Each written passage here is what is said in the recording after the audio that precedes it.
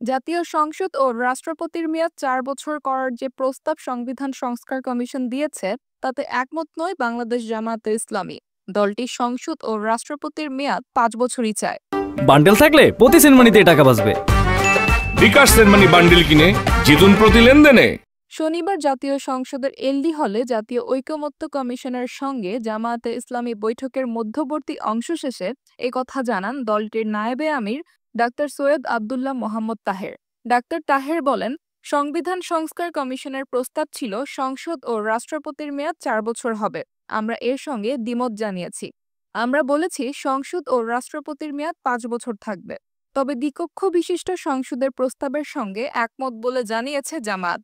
Doctor Syed Abdullah Mohammad Taher বলেন, দ্বিকক্ষ বিশিষ্ট সংসদের বিষয়ে আমরা একমত হয়েছি, তবে এটার ফরমেশন, নেচার, প্রসেস সম্পর্কে আমরা আলোচনা করছি।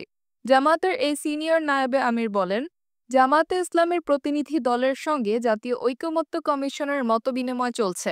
৫টি কমিশনের রিপোর্ট দেওয়া হয়েছিল। আমরা আলোচনা শুরু করেছি সংবিধান সংস্কারের ওপরে দেওয়া প্রস্তাবনা দিয়ে। আলোচনা বেশ ফলপ্রসূ হচ্ছে বলে আমরা মনে করছি।